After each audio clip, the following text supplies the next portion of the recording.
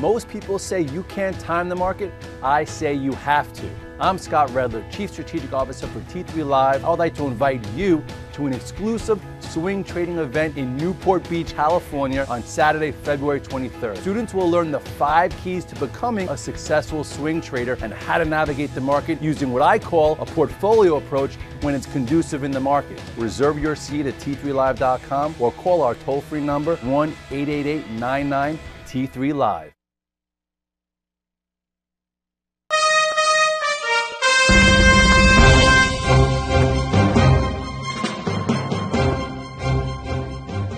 Good morning. My name is Scott Redler, Chief Strategic Officer of T3Live.com. Happy Friday, last day of the week. You come in today, futures are a bit off. I think they got a little bit better with that 830 economic number. All eyes have been on pretty much the G20 because we've been running out of things to obsess about. So I don't even know what the media wants to write about anymore because you have the markets trending higher, so everyone's looking for reasons still not to be involved. The last big obsession was the fiscal cliff that got resolved and we wound up heading higher. Now everyone's talking about currencies. Oh, the currency wars. Oh my goodness. The yen's being devalued. The euro is just strong. They're going to jawbone back and forth. Markets are going to collapse. P.S. S&P is still above the 8-day moving average. We're still trending higher. There's been a ton of action across the board. If you want to have a little less positions or less risk on, let's just go right to it.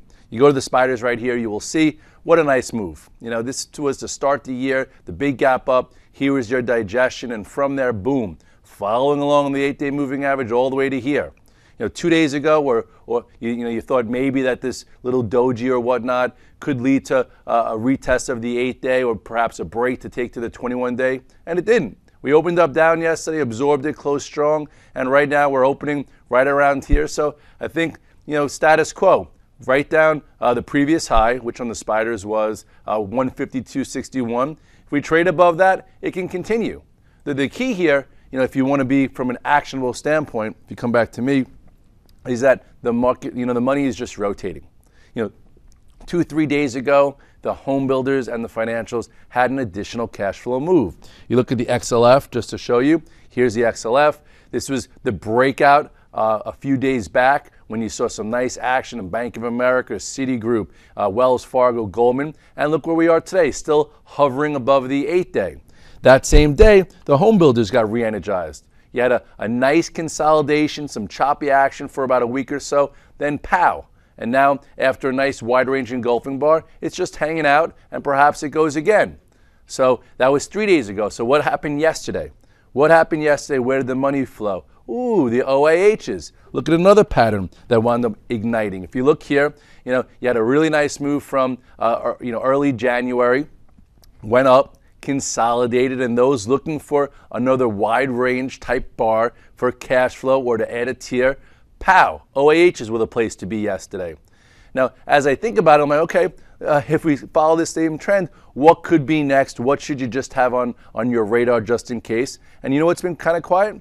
The ags. Look at MOO. You know what? Doesn't this look a little familiar to the OAHs before it went? You have a nice tight pattern here, and it's coming into an apex, and who knows, maybe this gets going, and if it does, it tried here. Perhaps it could wait and go again above 56. So all in all, you're seeing different action across the board amongst different sectors. So if you have your game plan and you know what your price levels are, you don't even have to be involved in them to get involved the day they go. But I think guys with a bigger time horizon that know how to swing trade, that have been holding a portfolio approach, they're actually even making more money as the market's making them money besides just initiating new positions.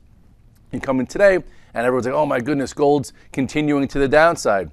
Okay. It had that triangle, it had that symmetrical wedge that we talked about. I was leaning a little long and I got stopped out and I lost money. But we talk about a landmine. When you step on a landmine or someone throws a grenade at you, some guys are quick enough to get the hell out of there and lose maybe a limb. The ones that stick around and try and make excuses, oh, that's not real. Oh, this one won't go off. They stick around and then today they're making, they have some bigger decisions to make versus taking a small loss at your honored stop.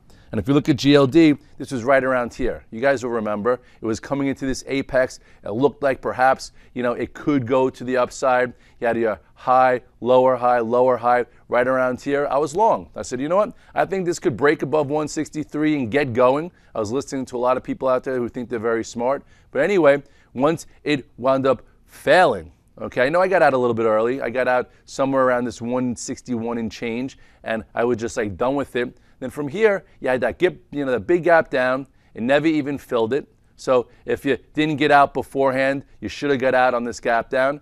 And then yesterday it closed weak. So actually some momentum guys are probably getting paid. They said, oh, look how weak gold is compared to the market.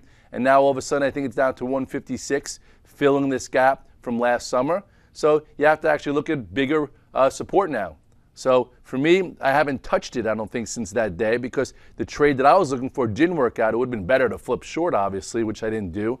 But anyway, here are some price points. You have the gap fill, which we've already done. If it can't hold here and reverse into that gap fill, chances are you're going to see a move back in the GLD to 148 to 150. And those who are waiting for this wedge type pattern to resolve, you probably saved yourself some money as it finally confirmed it on this gap down, okay, for the break, and now it's continuing. Anyway, on the flip side, you have technology. You have a few haves. You have the have-nots. Netflix, unbelievable move. LinkedIn continues. Google had historic highs. You can maneuver these the way you want to. Amazon woke up. Apple is in a somewhat of a pivotal spot to me. If you look at Apple right here, you'll see you have this huge downtrend that's been in control of the stock since September, from 700. Even if you didn't sell the top here, you could have got out a few days later when it broke the 21-day. And if you missed that, when we broke the 50-day, that was an intermediate sign to get out of the way. And since then, you have this trend line controlling the stock all the way down. Finally, recently, you had a decent wake-up bar right here to me off the lows. That's when I got back interested again. And then I was trying to figure out if we can make money into this gap fill above 465. And it was a nice trade. Wasn't so powerful, but it was decent. Went right back to test that old pivot of 483 and inched ahead of it. And now you're in another little triangle here. Okay, I have no Apple. I've been tactically approaching it. I think I had it on my VTF for about 3-4 days during this move as it showed commitment. So now I would think for it to go again, it's going to have to get above 473 and hold above it. If it gets above 473 and holds above it, besides being an active trade, perhaps I'll get back into it as a swing.